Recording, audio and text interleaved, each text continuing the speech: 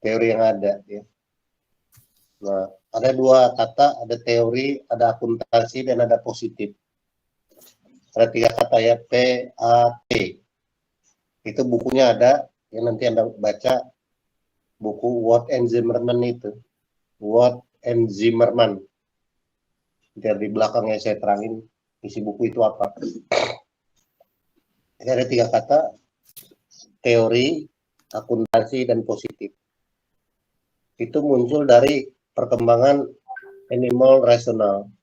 Sebenarnya kan itu. Nah, animal rasional itu diterangin bahwa manusia itu bisa dipepet ke manusia, tapi bisa juga dipepetkan ke perilaku hewan. Perilaku hewan itu ya saling memakan begitu, nggak karu-karuan. Ya. Ya kalau ayam itu bisa ngawinin ibunya, karena kalau manusia kan nggak boleh. Jadi ada rasionalitasnya manusia. Maka apa itu akuntansi sebagai ada?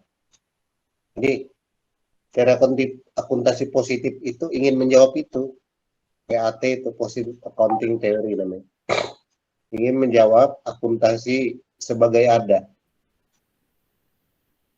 Kenapa akuntansi itu ada? Nah, kalau kita tanya-tanya begitu, ya harus dibuktikan bahwa dia ada. Nah, pembuktiannya melalui yang namanya dunia sains, yang paling atas ya. Melalui dunia sains atau dunia objektif. Jadi kalau kita ingat-ingat ya, ini mudahan Anda semua jurusan akuntansi dulu, kalau enggak agak repot juga. S1-nya. Kalau kita ingat-ingat yang paling awal itu adalah persamaan dasar akuntansi. Aset, tendengan, utang, plus modal. Jadi kalau misalkan Budi menanam uangnya 10.000, maka aset bertambah, modal bertambah. Budi membayar utang 2.000, maka asetnya berkurang, utangnya berkurang. Jadi ada proses objektif. Itu paling awal pengantar akuntansi kalau kita ingat kan begitu. Nah, dunia objektif atau sains itu, itulah teori akuntansi positif sebenarnya di bidang akuntansi. Kemudian di sebelah kanan ada yang disebut dunia subjektif, ada namanya kebenaran intersubjektif masyarakat. Jadi kita semua ini mengalami perjumpaan atau encounter ya dengan masyarakat. Masyarakat dalam hal ini ya bisa struktur sosial, bisa profesi akuntan, bisa dunia secara keseluruhan, lalu terjadi interpretasi satu dengan lain. Maka kalau kita lihat dunia usaha berkembang, interpretasi berkembang. Makanya kalau Anda lihat standar akuntansi itu selalu berubah ya. Kenapa? Karena ada praktek dunia sosial yang bersifat berkembang dan terus berubah. Nah, dulu nggak ada bisnis di kamar, sekarang ada. Dulu nggak ada penghasilan dari YouTuber, sekarang banyak. Jadi ada dunia sosial masyarakat yang menginterpretasikan dunia, kemudian kondisi manusia itu jadi berubah. Oke ya. Maka akuntansi itu ada ya karena dia adalah interpretasi makna dunia, hubungan dua orang atau lebih. Maka akuntansi itu selalu ada dua sisi. Sisi debit dan sisi kredit. Itu kan interpretasi aja supaya jadi ada laporan nih. Oke. Halaman berikut ya. Halaman berikut. Nah, manusia itu disebut tatanan ya. Tatanan itu di situ antroposentris. Antroposentris itu artinya pengetahuan ilmu itu didasarkan pada logos manusia tadi. Keutamaan manusia itu ada pada kemampuan dia untuk mengetahui. Mengetahui itu disebut knower.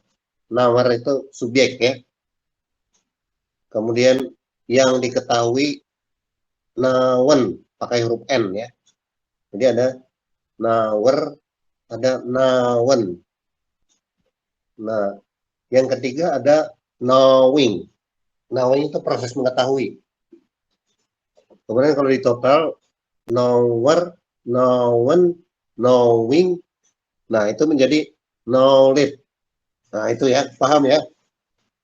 Knower itu Anda yang ini pulpen, ini pulpen, ini objek. Saya nawarnya, ini known. Nah, proses mengetahui bahwa ini pulpen ya ada di memori otak saya, namanya knowing.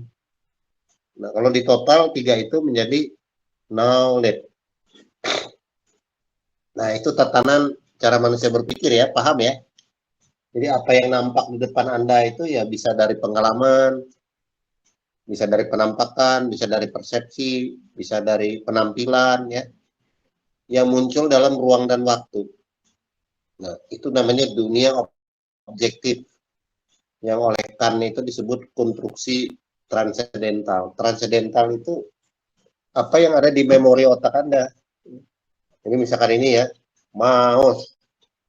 Ini mouse belum ada dulu. Pertama ditemukan ini binatang apa ini kok muncul begini ya. Orang pikir-pikir ya, nawar berpikir. Ini apa ya kita kasih nama ya? Ya udah deh, ini kasih namanya mouse karena mirip tikus. Nah, itu proses mengetahui. Nanti muncul knowledge, pengetahuan. Paham ya? Yang namanya disebut sudut pandang dunia, world view. World view itu cara kita memandang sesuatu. Kemudian yang sebelah kanan, ada hal yang belum kita definisikan. Nanti akan ada. Kita nggak tahu namanya apa. Ada benda-benda di dunia ini yang belum bernama. Virus itu kan, virus corona itu kan belum ada namanya dulu. Ya tiba-tiba nama itu muncul. Namanya virus corona. Itu disebut nomena. Nomena itu yang belum diketahui. Kita nggak tahu itu nama benda itu apa. Dia bersifat das dis ansih. Das dis ansih itu batu ini nggak bisa kita tanya kamu siapa sih namanya, nggak bisa karena dia nggak bisa diobservasi dan nggak bisa ditanya. Batu ya diam aja, kita kasih aja nama ini batu. Ya mungkin karena ada ide kekerasan, karena keras ya kita namain aja batu.